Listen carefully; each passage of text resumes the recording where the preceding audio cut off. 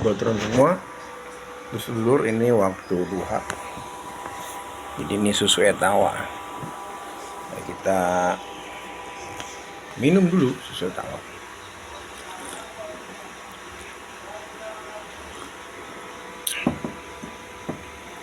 Jadi salah satu hal yang sunnah yang mulai dilupakan oleh kaum muslimin adalah kebiasaan Nabi meminum susu. Ya, susu sunnah ini, sunnah fi'liyah, perbuatan. Seperti saat Isra Mi'raj, Nabi ditawarkan khamr dan susu, Nabi memilih susu. Jadi itibar, contoh buat kita kaum muslimin.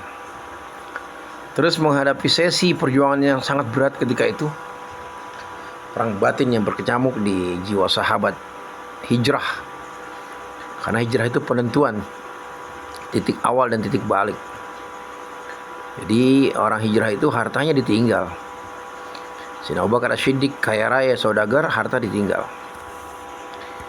Istri yang tidak mau ikut Islam atau ditahan keluarganya seperti Ummu Salamah itu berpisah dengan Abu Salamah. Sampai Ummu Salamah ngambek ketika itu. Berpisah baru nyusul suaminya Abu Salamah radhiyallahu anhu. Jadi hijrah itu nggak main-main. Bukan hanya kata-kata tapi penentuan hidup. Yang istri nggak mau cerai. Harta tinggal. Yang kaya bisa jadi miskin. Nah, ketika beliau Rasul selama 3 hari 3 malam bersembunyi di Gua Thur, Al-Ghar Al-Sur,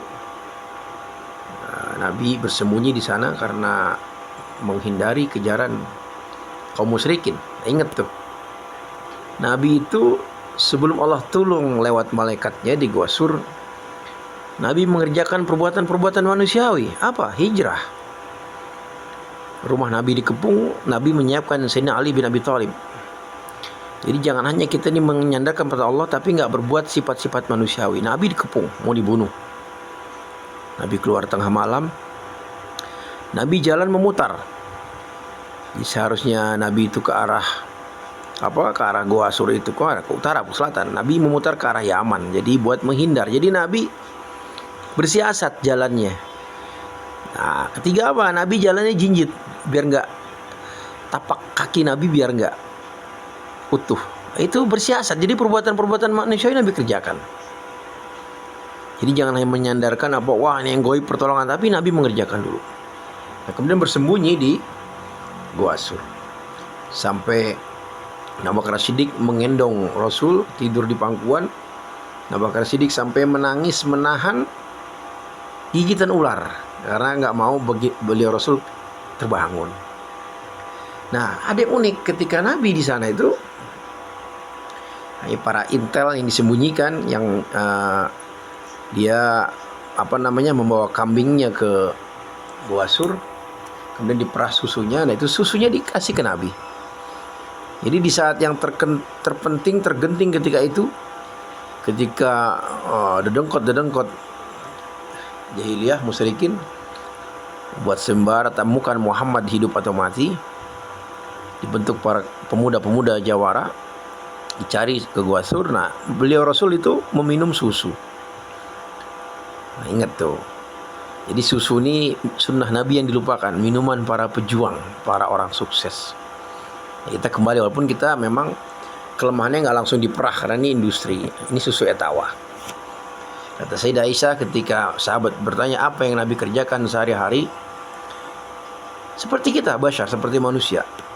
Nabi membersihkan bajunya, Nabi mengurus dirinya, bahkan Nabi biasa memerah susu kambing. Nah, jadi ini saudara sekalian, ghuraba, hal yang asing. Fa sayudu ghuriban kama bada'a. Jadi Islam ini asing karena dulu Tuhannya banyak, Islam ahad, satu, asing. Nah, suatu saat akan asing. Nah, sekarang kita sudah makan yang halal tapi toyibnya belum, halalan toyibah. Wakulu mimma fil ardi halalan toyibah. Jadi bukan hanya halalnya tapi toyib, mutunya, cari mutu, susu bermutu. Nah, mari kita biasakan. Hatur nuhun buat semua, lur sedulur.